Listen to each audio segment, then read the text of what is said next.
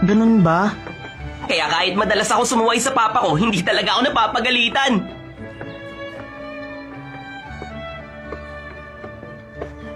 Sandali, sino bang may pakialam sa papa mo? Ang mabuti pa, turuan mo siya ng leksyon. Turuan siya ng leksyon? Oo, ganyan ang ginagawa ko. Malapit nang matapos ang super plan ko. Pero nahihirapan talaga akong itago ang sikretong yun sa mama ko. Anong oras na? Siguro malapit na mag 7 p.m. Patay! Lagot na naman ako sa mama Ha? ko! Akala ko ba hindi ka napapagalitan kahit anong gawin mong kasalanan? Papa, hindi kay mama. Nakakatakot talaga siya pag nagagalit. Sige!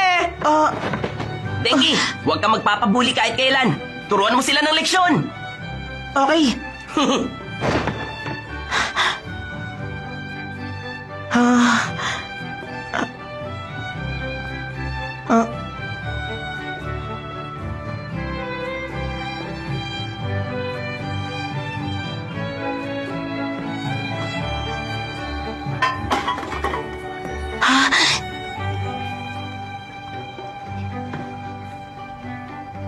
Turuan ng leksyon.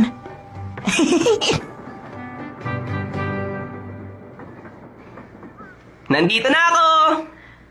Boruto, nangako kang uuwi ka para sa selebrasyon. Nako, sorry mama. Ayaw kasi ako pakawalan ni Shikaday. Ang alam ko matinong bata si Shikaday. Hindi katulad mo na palagi na lang nasasangkot sa gulo. Mahilig ka sa gulo! Ano nga palang hapunan natin ngayon? Masarap! Kasi tumulong ako sa paghahanda na. Talaga? Naku, di na ako Boruto, makapaghintay. magugas ka muna ng kamay mo, Aba! ha? Wow! Magsisimula ka na sa academy bukas, Boruto. Alam niyo na, sa academy kami nagkakilala ng papa Maraming niyo. beses ko nang narinig yan, mama. Palagi siyang nasasangkot noon sa gulo, kaya problem child ang turing sa kanya. Pero ang totoo, napakagaling talaga ng papa niyo. Pati yan, maraming beses ko na rin narinig. Ang alam ko, uuwi ngayong gabi ang papa niyo. Bakit kaya wala pa siya? Di na kayo nasanay sa kanya. Parang wala na talaga siyang panahon sa inyong dalawa ni Himawari. Huwag kang nga magsalita ng ganyan. Ligtas ang Konoha kasi pinoprotektahan ng papa mo at ng mga kasama niya. Sige, Himawari, kain na tayo. Pero bakit kailangan protektahan? Wala naman tayong kalaban. Boruto, hindi lang makikipaglaban ang tungkulin ng isang ninja. Maraming kailangan gawin ng isang Hokage para masiguro na mapayapa ang buong bayan. Pagpasok mo bukas sa academy, matututunan mo ang lahat ng yan. Mga bagay na talagang mahalaga. Hay, kalokohan lang yun.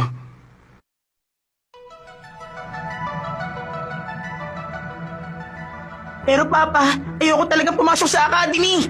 Kaya... Denki, ikaw nag-iisang tagapagmana ng Kaminarimon Company. Kaya importante matuto kang... Papa, ako ay... Nakakaawa ka. Mukhang nakipag-away ka na naman sa mga bully kanina. Anong binabalak mong gawin? Makinig ka sa akin. Kailangan mo talagang pumasok sa academy para mag-training. Pero... Sino bang may pakialam sa papa mo? Ang mabuti pa siguro, turuan mo siya ng leksyon. Kailangan ko lang maging malakas, di ba? Kailangan kong patunayan sa inyo. Tama ka. Pag napatunayan ko yun, pwede ko bang pag-aralan na kahit anong gusto ko? Oo, kung malakas ka.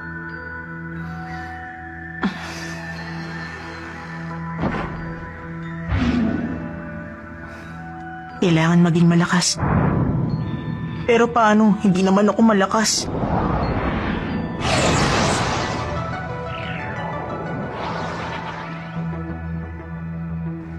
Yun lang naman ang kailangan kong patunayan, hindi ba? Ang lakas ko.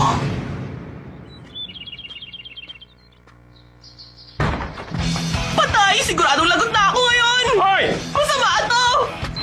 Lagot ka! Late ka na! Oo, alam ko! Aabot ka kaya? Oo, ako na pong bahala! Ah! Ba't ba ako natataranta? Matulog hanggang huling minuto tapos sakay ng tren papuntang school. Ang masaya kong buhay sa Ninja Academy ay magsisimula na!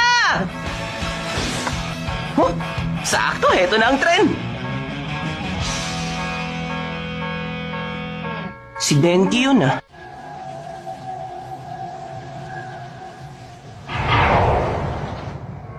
Huh?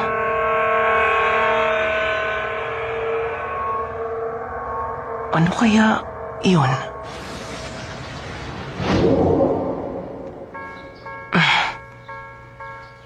Nawala Wala.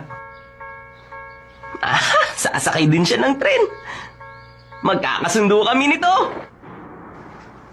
Anong gusto mong pag-usapan natin, Denki? Gusto mong bumawi sa amin? Nagpunta kami rito kasi pinatawag mo kami. Ano bang gusto mo mangyari? Uy, ang swerte! Tingnan nyo! Pati dito sa loob meron!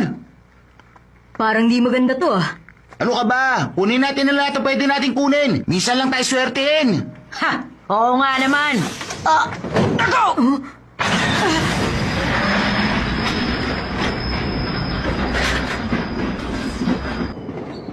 Hindi ako nagkamali. Madali nga kayong mauto. Boses si Denki yun ah. Teka nga. Ano gusto mong mangyari? Tigil mo to! Sabihin mo na ang plano mo! Ito ang unang prototype ng company namin. Maraming naging problema to kasi depektibo ang tren na to. Walang pagkakaiba sa inyo. Teka, ano ba sinasabi Gusto mo? na namin makipagbiruan sa'yo! Tama na yan, Denki. Bakit andito ka? Nakita kasi kita kanina. Ah, malapit na pala tayo makarating sa unang rail switch. Okay lang ba kayo?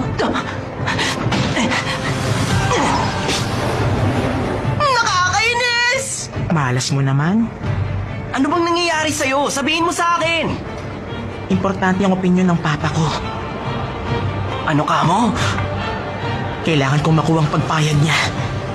Dahil kung hindi, Hindi mo kailangan ang pagpayag ng papa mo! Kasi kahit anong gawin mo, aalalahanin mo pa rin ang isipin ng ibang tao! Magdesisyon ka para sa sarili mo!